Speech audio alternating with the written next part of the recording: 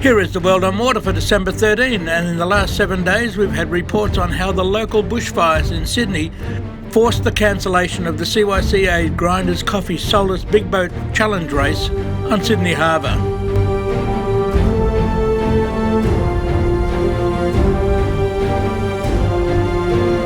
Ian Percy comes from behind and wins the Star Sailors League.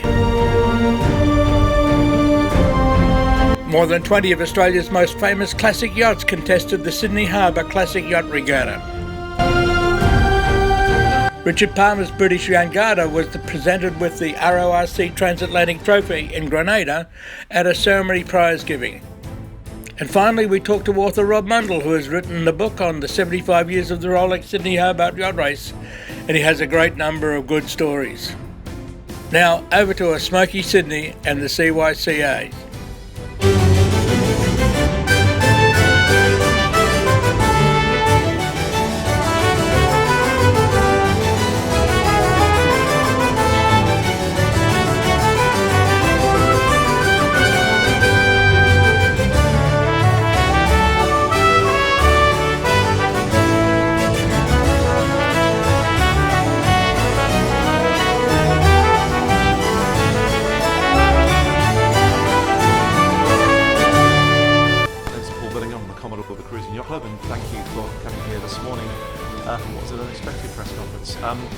I guess today we've seen the bushfires come to Sydney Harbour with a vengeance, and it just shows that the trouble and the problems that have been facing our friends in the bush and the great efforts of our firefighters. But we've had to close down effectively the Grinders Big Boat Challenge today. We've had to abandon the race, and we've done this on the back of the advice that we've received from the various authorities, from our own inspections of going out onto the harbour.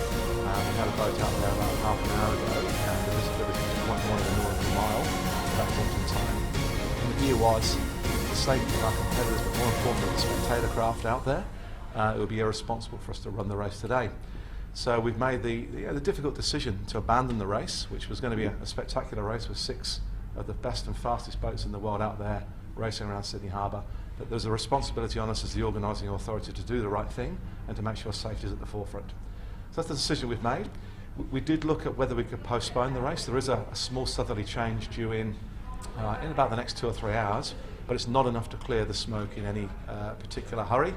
And so the earliest we could potentially run the race would be this evening, and even then there's a sort of 30-knot southerly coming through. So we decided discretion was the right thing to do, so the race is officially abandoned.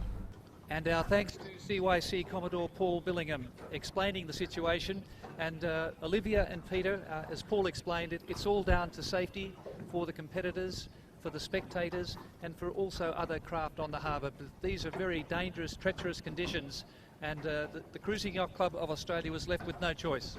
Yes, exactly. As Commodore Paul Billingham said, with the best information available at the time, postponing the race wasn't actually going to solve the problem. So we do have a little light easterly, northeasterly wind here, but it really isn't clearing any of this smoke, and our thoughts are with those worst affected by the bushfires and those continuing to fight the fires across our state. Well, Gordon, I've grown up on the harbour, as many of us have, and I've never seen conditions like this, even in foggy winter days.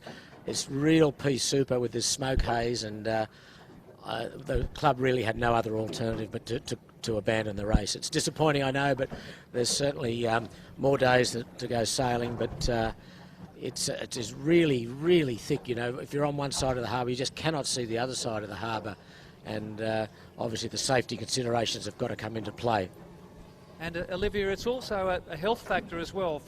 I imagine businesses and schools are telling people to stay inside because Sydney is just engulfed by this very thick smoke haze at the moment. Yes, the New South Wales Environmental Department does have an air quality index that they release each day if it is above the health standard, and I know that today's level is at hazardous, and it has been at hazardous over a couple of days over the past few weeks. However, today is probably one of the worst days that we've seen. Sitting at the Cruising Yacht Club of Australia dock earlier this morning, we couldn't see the end of Yarranabi Park or Darling Point. We couldn't see Elizabeth Bay opposite us, and so it really is the best decision and in the best interest of yacht racing and for the club and everyone's health as well.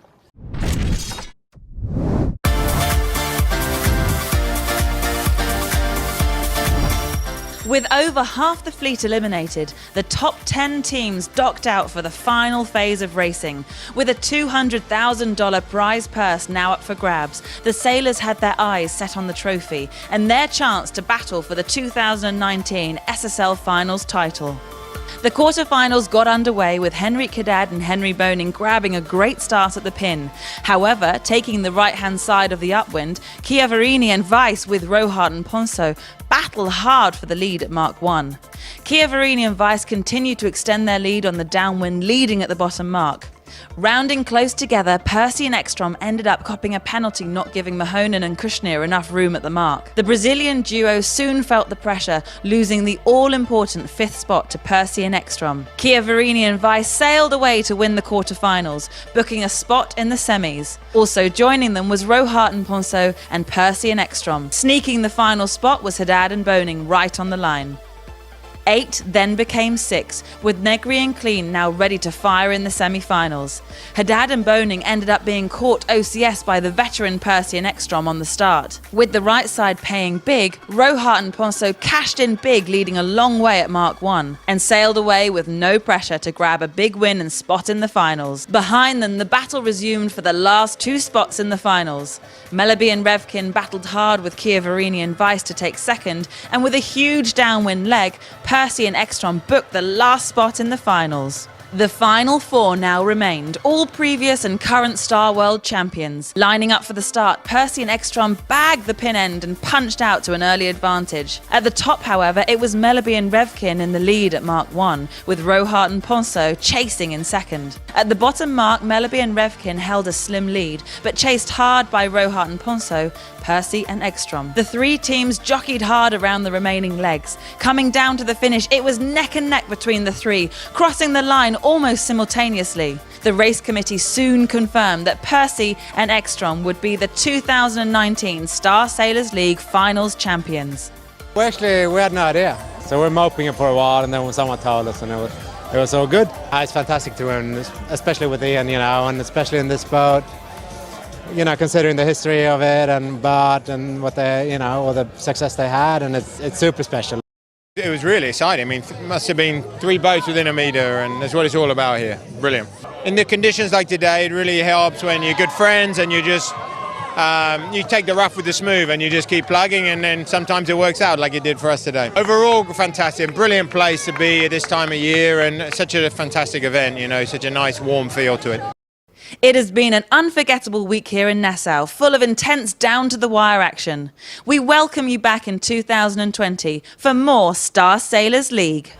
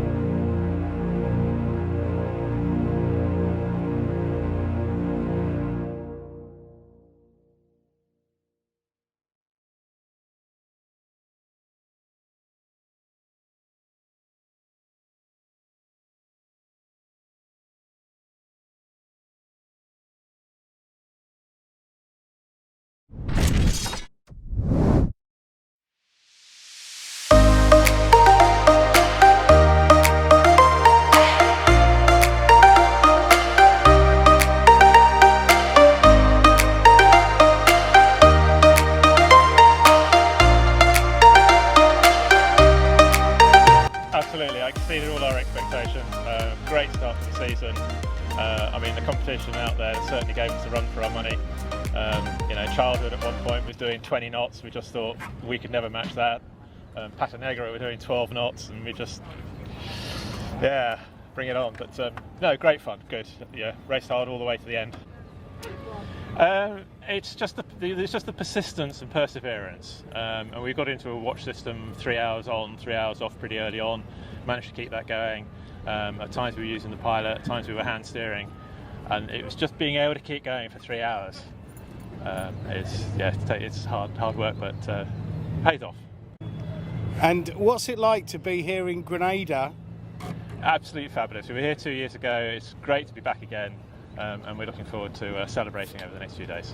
We took a lot of time deciding whether to go north or south and how far. So very progressive strategy in terms of going to a certain point, making decision routing, you know, after day 5, knowing where we want to be, and then, you know, really looking at the forecasts and trying to pick a route through. The big decision, you know, on about day 5 was whether to stay north up against the high pressure or to dive south. And, you know, by day 7, there was no get out at all. If you had gone north, you had to stay north. And it was always going to be a bit of a gamble. But we managed to pick our way through a few saddles, just get enough pressure. You know, with a small boat, we have the slight advantage that as long as you keep moving, you're sort of at 6 knots, which is almost your hull speed. And we just kept going at 6 knots, 6 knots, 6 knots. And we're looking at the scores coming in, and we're just like, well, it's enough. You know, these guys going south are going a long way to get to the breeze, and then they had to go a long way even further. And so so I think there was a big navigational play that I think we managed to pull off, and that was very important. And then, yeah, we probably steered 1,000 miles each, and the autopilot another 1,000. So, you know, 1,000 miles hand steering's a lot. I mean, there's people that have to hand steer the whole way probably. But yeah, no, it's a small boat. It takes a long time, it's great to be, you know, here and have won the race. Yeah, there was a fairly significant moment of falling overboard where I doubted myself. Yeah, so about, I suppose, 1,000 miles from here, we were putting a kite up. It had a twist in it, and as you do inshore, you sort of go pull the leech, and you know, a wave caught us on the side, and I went straight over the side with it. And so yeah, that was, you know, and then you're being dragged backwards at 7 knots under the water. That's a pretty interesting moment where you think about a few things. But you know, we whacked the kite down, and it was no real drama. The boat slowed really quickly, and we just pulled in, packed the kite, went up on the foredeck, pulled it back up again, and sort of got on with the race, trying not to think about it too much. But yeah, no, so there was a moment of doubt. You sort of kick yourself. I mean, what I need to find is the RYA Day Skipper picture of the guy on the foredeck about to be launched off the boat, because that was me. And then you sort of think, okay, yeah, we are in the middle of the ocean here. So yeah, there was a few doubts, a few moments. I don't think Richard was too impressed with me hanging out over the side. Slowing the boat down. Slowing the boat down. Well, that was the trouble, is we had actually stopped at that point. We didn't have a kite up. We're suddenly going slow. And I'm looking at Richard and going, it's a really important part of the race, this. We've really got to keep going. He's like, well, should we have a cup of tea? And I was like, should we get the A5 up first? And then we'll have a cup of tea. It's like we don't want to stop just because of that. I mean, it's only swimming, isn't it?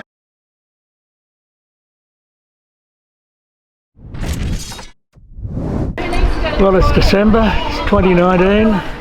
It's 75 years since the first Hobart race, which was started by a group of guys in a pub, saying, what are you doing for Christmas for sailing? And the man that's written the definitive book about it is Rob Mundle, and Rob's a sailor, author, raconteur, mate, worked at CYCA, as I said. Tell me, how was it? Was it hard? Was it fun? Or was it... It was all of the above, really. The biggest thing was the pressure of time in getting the book out. Once the whole commitment came from the CYC and my publishers and everyone, we all got all the ducks in a row. Then it was essentially 7 days a week for 6 months to get the book done on time. So that was extremely tiring, mentally and physically for that matter. But we made it, and I'm really pleased to say that the book's going remarkably well. You launched it when? Launched it a week ago, but it was released a few weeks earlier. Sales figures are very encouraging, and some of the money coming out of those book sales will go towards supporting charities like SOLAS, It was just no different when I wrote Fatal Storm, the story of the 1998 race. A significant part of the early sales of that book went to SOLAS, and that was very, very satisfying for me. But this book is 75 years crammed into 410 pages, but what I've done is I've not done it year by year. It's not in 1947, in 1948, in 1949. That just would not be interesting. What I've done is I've picked the eyes out of all the great stories out of the Hobart race. I've been reporting on it for 51 years now, so I'm a 30-year member plus of the CYC. So I've been around the race for a long while, and a lot of those memories came back as soon as I started reading the book and researching it. And so yeah, lots of sailing and lots of onshore stories as well. In fact, the book doesn't start with a yacht race, it starts on a golf course. So that gave me a nice little lead into how to get the book flowing. But I'm very happy with the end result. The club is, the publishers are, the readers are, so I can walk away happy for what is book number 18. Well, that was my next question. 18? 18 books, yeah. So the first book was back just after we won the America's Cup in 1983, and it's gone on from there. So in recent times I've been writing a lot of maritime history, back to the sailing ship eras. This is maritime history of a different sort, obviously. But it's all wonderful to look back. What I've done with this book is pick the characters out from over the years and pick out the funny stories. Even Rupert Murdoch being barred, of all people, being barred by the Cruising Yacht Club of Australia. That's right. Not for something he did in Hobart, but something his crew did in Hobart. His crew did, yeah. And that's we remember that story well. Well, and people like Don Mickleborough. Well, Don Mickleborough, then you got Thunder, Raw Meat, Earrings, they're all in there. But what's funny... Delvine, is Delvine in it? She's there. And yeah, she went to the governor's welcome party and did a lot of dancing with the guys. I won't say too much about her at this stage, it's all in the book. But the interesting thing is, a lot of people expected me to mention everyone that's been in the race, and you haven't mentioned old Merv. Well, I said, well, has Merv ever done a yacht race? No, not a Hobart race. Well, I said, but he'll be really upset because he's been a member of the club for so many years and he's not mentioned in the book. Well, I'm sorry, but this is the great stories of the Hobart race, and that's what's come together very nicely for me. And the Tony Cable and Cable's there. You can't have a book without Cable, and he and especially Peter Shipway and some other members gave me a great help in researching and cutting corners for me, etc., etc. So it's been a mammoth effort, but I'm proud of it. The quiet little drink, which is one of the traditions that only the Hobart races had. Many have tried to emulate it around the world, but it's never been the same as what actually happens in Hobart. There was only one quiet little drink, and that went on for quite a few years. The concept, I'm in there about how it started, where the crew of one yacht walked into the Shipwright's Arms early one morning, and 6 of them standing in the corner, and one of them walked up to the bar and said, "I'll take 200 beers, please."